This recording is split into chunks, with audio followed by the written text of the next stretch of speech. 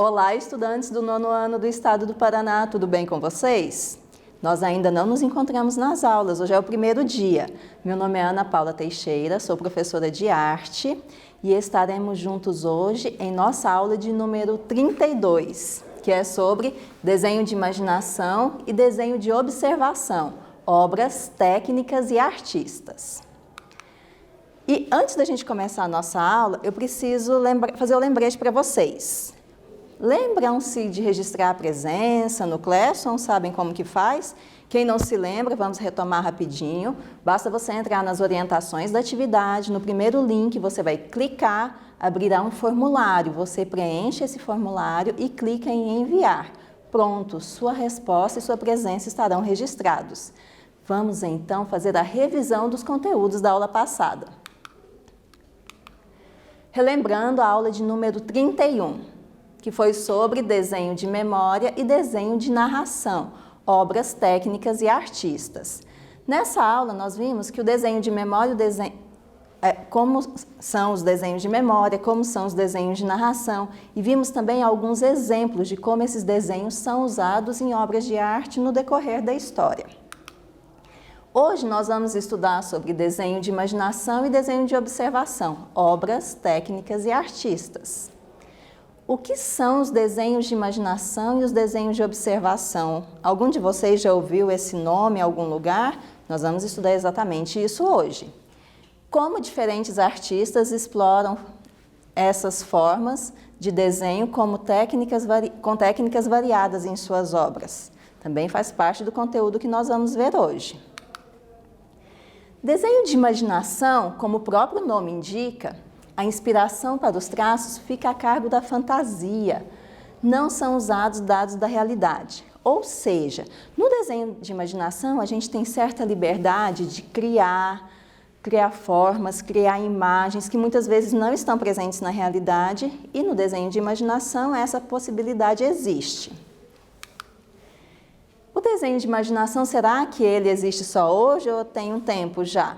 E aí eu trouxe para vocês desenhos geométricos e de livre imaginação das civilizações da América pré-colombiana. Vocês lembram que é a América pré-colombiana? São as civilizações que viviam na América antes da chegada dos europeus. Então, trouxe desenhos geométricos das civilizações da América pré-colombiana e das civilizações do Oriente. Do lado esquerdo de vocês temos uma cerâmica feita pelos povos que viviam aqui na América. E do lado direito de vocês, nós temos um amuleto persa. Vamos então para o nosso primeiro quiz, para a gente já ir organizando as ideias e o conteúdo de hoje.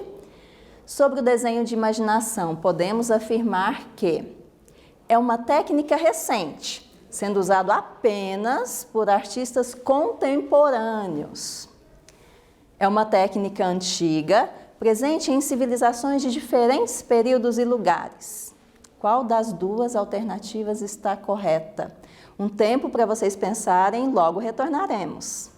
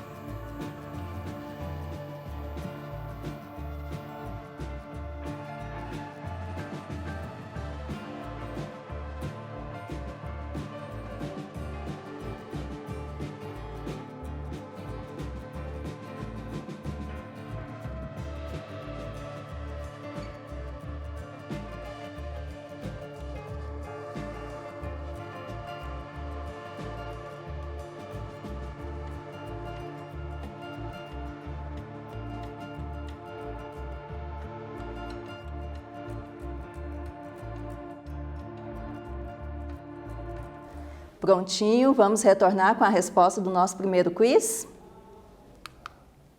Então, a alternativa correta é a segunda alternativa, que fala que o desenho de imaginação é uma técnica antiga, como nós vimos, foi praticado inclusive por povos pré-colombianos que viviam na América, presente em civilizações de diferentes períodos e lugares. E essa técnica continuou existindo ao longo do tempo e nós vamos ver como que ela foi aparecendo no decorrer da história. Na Idade Média. Uma coisa importante da gente destacar nesse período da Idade Média é que a Igreja praticamente eliminou a presença de estátuas nos templos religiosos. Eles acreditavam que a imitação muito próxima do real, do que era o ser humano, poderia desviar a atenção dos fiéis do real objetivo da Igreja. Por isso, somente as imagens extremamente simples eram aceitas, pois sua finalidade era transmitir os ensinamentos religiosos e não deveria haver nenhuma distração que desviasse do objetivo principal. Então, o que acontece? As imagens tinham, na verdade, o objetivo de comunicar sobre a história que a Igreja desejava passar para os seus fiéis. Com isso, até aqueles fiéis que não eram alfabetizados conseguiam compreender essa história por meio do desenho, que era um desenho simples. Essa medida favoreceu o desenho de imaginação, embora, como se tratavam de desenhos que eram representações das histórias religiosas, essa imaginação tinha certo controle, não podia ter muitos excessos. Os desenhos, seguindo a imaginação, passaram agora a ser mais fluidos e espontâneos, despreocupados com proporções rigorosas. O que significa esse despreocupado com proporções rigorosas? Significa que não precisava ser uma representação muito semelhante ao real. Então, os desenhistas não precisavam se preocupar com as formas dos corpos, se estava exatamente como era na realidade ou não.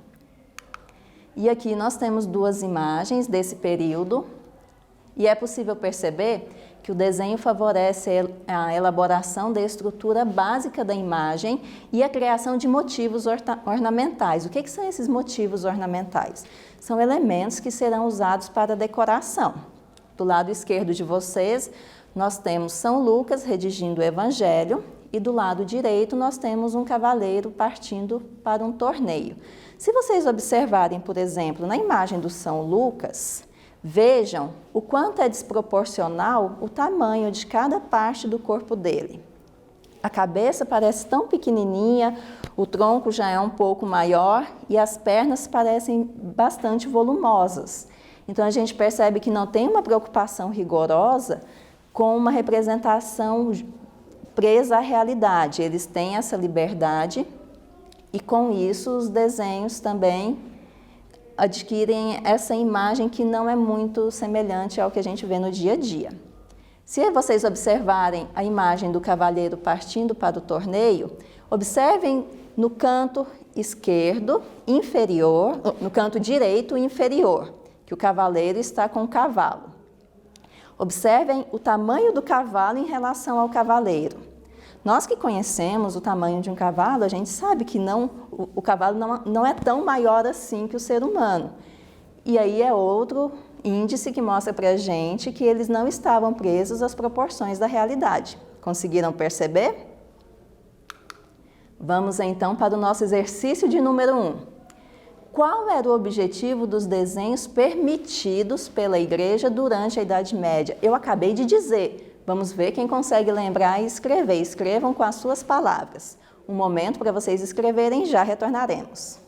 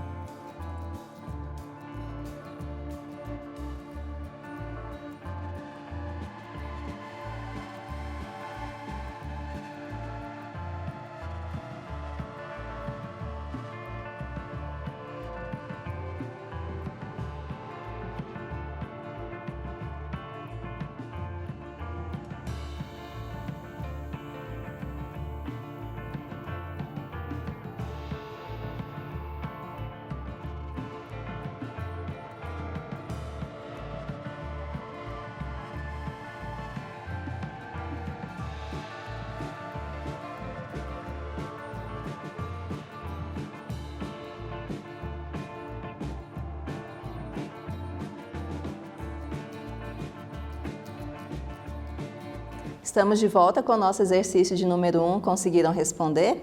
Essa estava fácil, né? Eu tinha acabado de explicar. Vamos conferir. Esses desenhos tinham como finalidade transmitir os ensinamentos religiosos, inclusive para aqueles que não soubessem ler. Coincidiu com a resposta de vocês? Mesmo que tenha sido com outras palavras, não tem problema. O importante é informar que eles eram usados para comunicar ensinamentos religiosos e mesmo quem não era alfabetizado conseguia entender essas histórias, tá? Vamos então pensar um pouco sobre o desenho de imaginação na arte moderna. Os artistas queriam se descondicionar de todo aprendizado formal que impusesse limitações à sua expressão pessoal. Então, esses artistas da arte moderna, eles perceberam que eles não queriam criar obras de arte presos àquelas regras que eram ensinadas pelas escolas de arte. Eles consideravam que essas regras impediam que eles crescessem com sua forma de expressão. Ao mesmo tempo, nós temos o desenvolvimento de alguns elementos tecnológicos, por exemplo, a câmera fotográfica. Com a invenção da câmera fotográfica, ela faz um retrato da realidade bem mais parecido e de forma mais prática, digamos assim, do que era possível ser feito pelos artistas. Então, eles começaram a se questionar, bom, se já tem a câmera fotográfica, qual o motivo da arte continuar fazendo imagens tão semelhantes ao real? Por isso, eles queriam se desvencilhar dessas regras para ampliar suas possibilidades de expressão. Agora, nós vamos ver sobre 3 artistas, que são Paul Klee, Joan Miró e Pablo Picasso. Creio que alguns de vocês já devem ter ouvido falar sobre algum desses artistas, não já? Então, vamos conferir algumas características deles. Primeira característica, ruptura com as regras da linguagem. Quais eram essas regras da linguagem? São justamente essas normas de elaboração da obra de arte que eu acabei de falar, que eram ensinadas pelas escolas. Então, eles queriam romper com essas regras que já eram ensinadas há um tempo. Segunda característica, a pura criatividade que aflora. As imagens do mundo real não são um objetivo a ser conquistado. Ou seja, eles queriam explorar sua criatividade em suas pinturas e eles não tinham nenhuma intenção de fazer pinturas semelhantes à realidade. Eles queriam justamente o contrário, que explorassem a criatividade. Terceira característica, formas a serem estudadas e aprendidas para só depois proceder à representação. O que isso significa? Eles exploravam as possibilidades das formas que eles gostariam de trabalhar, exploravam de diferentes maneiras, com diferentes cores, e aí depois eles observavam como que eles poderiam organizar essas formas em uma obra de arte, e daí a possibilidade dessas imagens representarem algo que pudesse ser lembrado do real, não necessariamente igual, mas que pudesse lembrar o real. A última característica, transmitir uma experiência que não cabe nos limites estreitos da realidade concreta.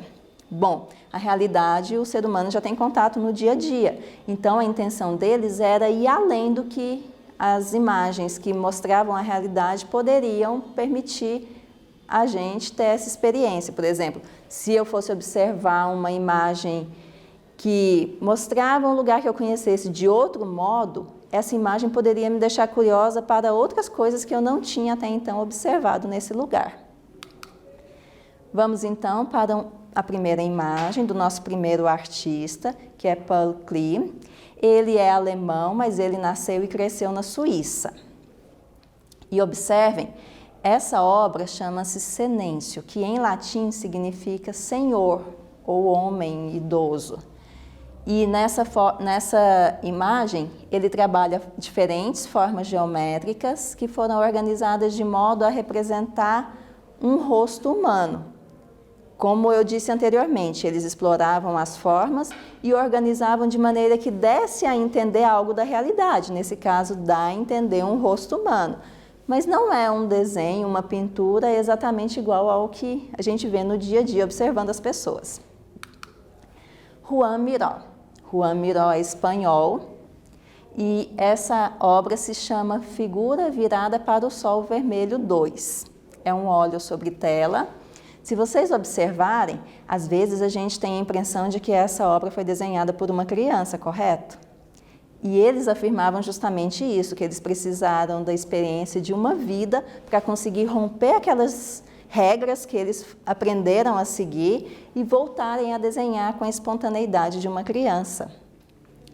Veja que tem o círculo, tem bastante cor e é uma imagem que não tem a menor intenção de se parecer com o real. A gente consegue identificar uma figura observando o sol, mas não tem intenção de definir o que é essa figura, o que ela está fazendo de maneira alguma.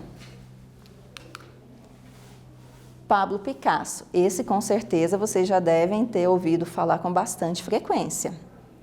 Ele também era espanhol e essa obra se chama Dora Maar com o Gato. Muitas pessoas dizem que era a companheira dele, uma amante dele, e que inclusive ajudou a pintar alguns quadros. Vejam que ele também explora diferentes formas e usa essas formas para representar essa senhora com o gato. Todos conseguem identificar onde está o gato? Olhem no que seria o ombro da senhora e vejam que, na verdade, as formas são organizadas e a gente consegue, aos poucos, perceber a senhora, mas de maneira alguma é uma imagem idêntica ao real. Vamos então para o nosso quiz de número 2. Após estudar sobre Paul Klee, Juan Miró e Pablo Picasso, marque V ou F. Primeira alternativa. Suas obras respeitam as regras pré-estabelecidas da linguagem visual. Verdadeiro ou falso? Segunda alternativa. Exploram a criatividade de modo que as imagens do mundo real não são o foco em suas obras. Lembrem-se, eu acabei de explicar. Terceira alternativa. Possibilitam experiências que extrapolam os limites da realidade concreta. Alguns minutinhos para vocês pensarem, marcar verdadeiro ou falso e já retornaremos.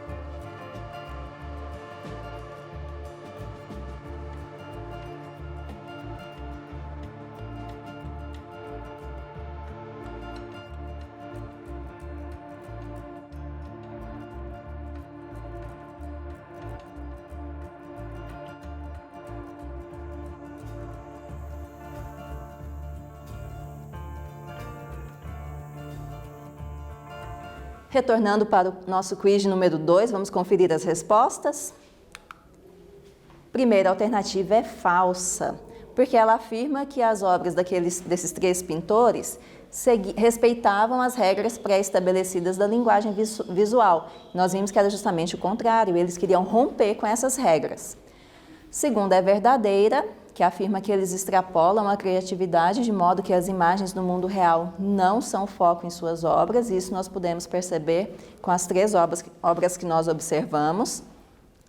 E a última alternativa é verdadeira também, porque afirma que a obra deles, que eles possibilitam experiências que extrapolam os limites da realidade concreta.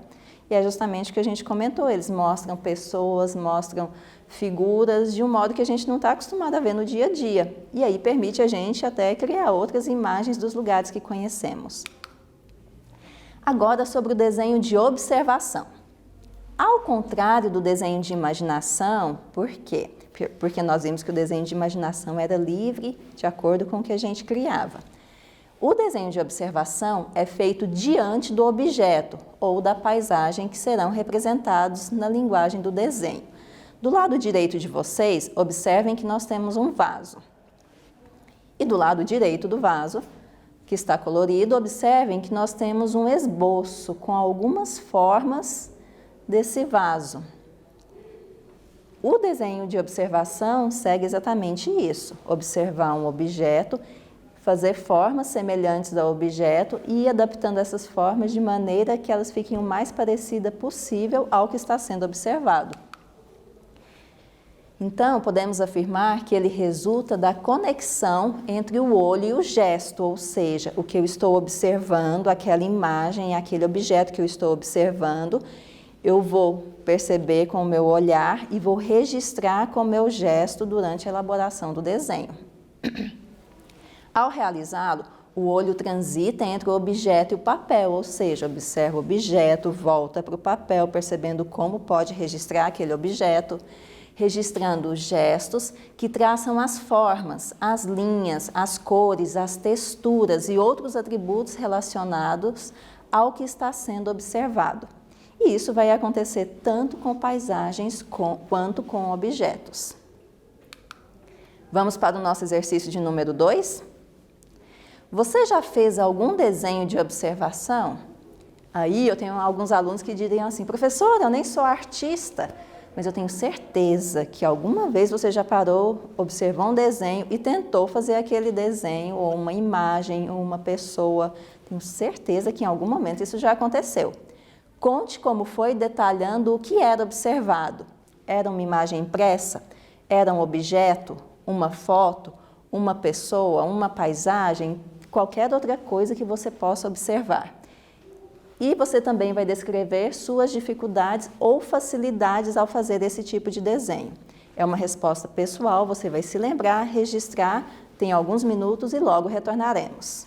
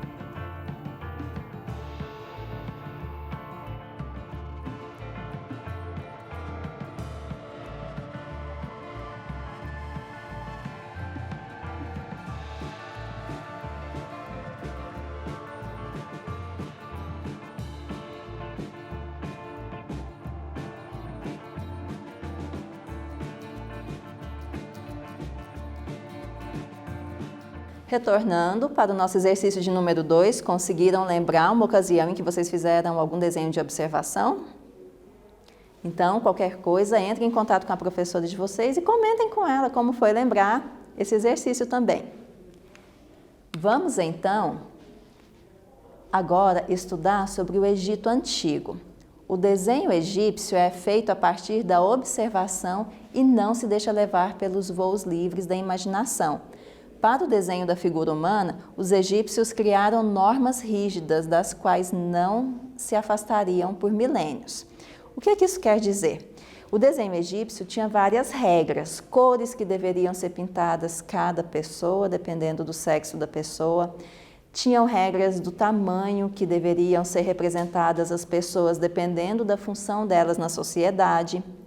E outra regra era a divisão do corpo em proporções padronizadas, que iam de 1 a 18, e eles usavam essa divisão em proporções, observem ali do lado direito, o quadriculado. 1 começando do tornozelo e vai até o 18, um pouco acima da altura dos olhos, na altura dos olhos, na verdade. Eles seguiam essa proporção para fazer tanto desenhos em que a pessoa estava em pé, como desenhos que a pessoa estava sentada, justamente para manter uma maior proximidade com o que eles acreditavam ser a proporção real do corpo humano. Observem, por exemplo, o pescoço. Tanto a pessoa sentada como a pessoa em pé, o pescoço está justamente ali no número 16. O joelho, tanto a pessoa sentada como a pessoa em pé, uma linha entre os 5 e os 6 passa justamente no joelho. E se vocês observarem, cada número corresponde à mesma parte do corpo, tanto na figura em pé como na figura sentada. Essa era uma forma da padronização do desenho egípcio. Aqui vocês conseguem ver pinturas que foram feitas a partir dessa padronização e vocês conseguem observar também que, inclusive, a posição da cabeça, dos pés, também era uma norma padronizada. Então, nós percebemos que a arte egípcia tinha várias regras que tentavam aproximar as imagens do real e, ao mesmo tempo, essas regras deveriam ser seguidas pelos artistas. Vamos, então, para o nosso quiz número 3. Ao criar seus desenhos, podemos afirmar que os egípcios, eu acabei de explicar, vocês vão achar até fácil, tenho certeza, seguiam regras rígidas que determinavam as características das imagens criadas. Será? E segunda opção, tinham liberdade para imaginar, criar novas percepções sobre a realidade a partir dos seus trabalhos. Tentem lembrar o que eu acabei de explicar e marquem a alternativa correta.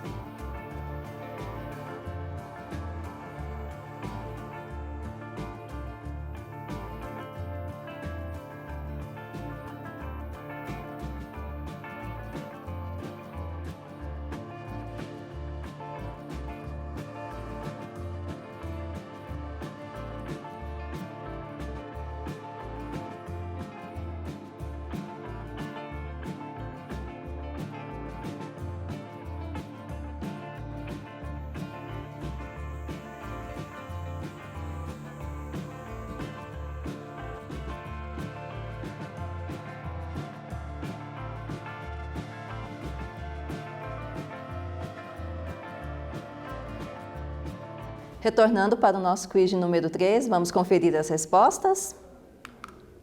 A alternativa correta é a primeira alternativa, que afirma que os egípcios seguiam regras rígidas que determinavam as características das imagens criadas.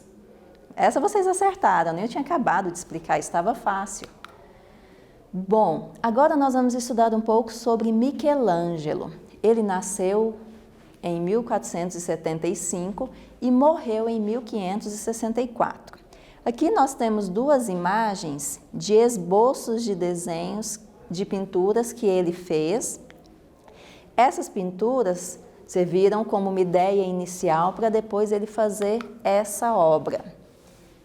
Essa obra é um detalhe no teto da Capela Sistina, é um afresco, ou seja, foi uma pintura feita no próprio teto e foi criada em 1511. Observem esses dois detalhes que eu acrescentei. Do lado direito, em cima, vocês observam o detalhe da mão em desenho e observem como a mão ficou após a pintura concluída.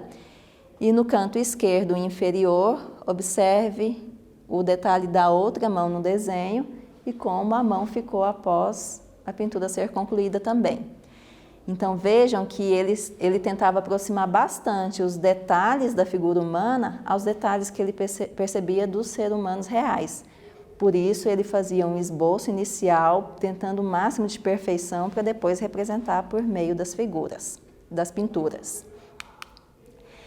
Agora nós vamos falar também sobre Leonardo da Vinci, que vocês já estudaram em outras aulas, né? A outra professora de vocês me contou que vocês já estudaram sobre ele. E vocês lembram-se que ele tinha estudos de anatomia em que ele fazia desenhos detalhados do corpo humano?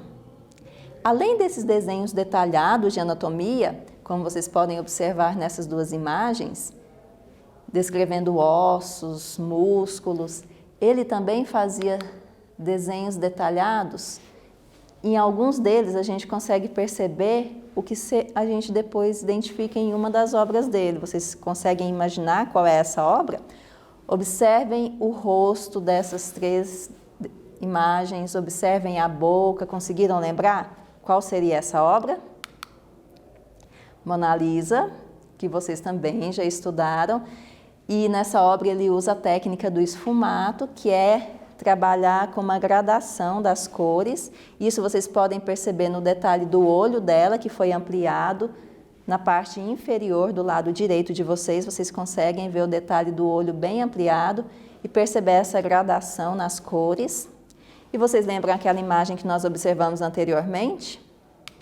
Olha um fragmento da imagem, o tanto que a boca desenhada naquela imagem se parece com a boca da Mona Lisa aqui, com o sorriso da Mona Lisa, né? Então percebam que ele partia de desenhos detalhados para depois explorar esses desenhos em suas pinturas. Vamos para o nosso quiz número 4. Nas obras de Michelangelo e de Da Vinci, percebemos que, primeira alternativa, a arte era praticada independente de outras áreas do conhecimento, utilizando apenas elementos da própria modalidade artística. Eles não envolviam conhecimento de nenhuma outra área, só da arte mesmo. Segunda alternativa, aprendizados adquiridos pelos artistas em estudos realizados em outras áreas do conhecimento eram usados na elaboração de suas obras. Pensem um pouquinho a partir do que eu acabei de explicar, respondam alguns minutinhos e logo retornamos.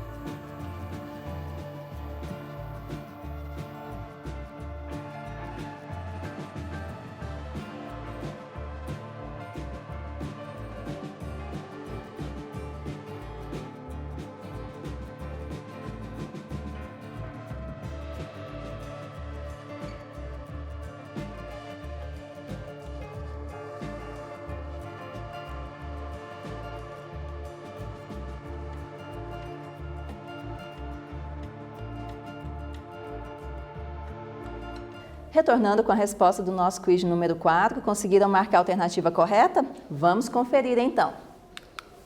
A alternativa correta é a segunda alternativa, que afirma que aprendizados adquiridos por esses artistas em estudos realizados em outras áreas do conhecimento, eram usados na elaboração de suas obras. Essa parte vocês lembraram, até porque as imagens que nós observamos também ajudam a gente a guardar esse conhecimento, né? Vamos então relembrar o que nós aprendemos nessa aula? Nós entendemos o que são os desenhos de imaginação e os desenhos de observação. Nós percebemos que são maneiras diferentes de perceber a realidade e registrá-la. E percebemos como diferentes artistas exploram essas formas de desenho com técnicas variadas, tanto que nós observamos que técnicas desde civilizações pré-históricas até artistas mais recentes exploram essas duas formas de desenho. Então, o próximo slide tem as referências.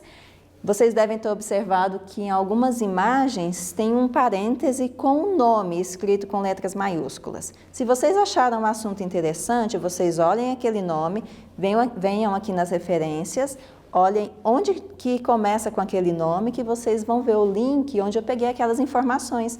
Então, vocês poderão estudar um pouco mais sobre o assunto. Por enquanto é isso.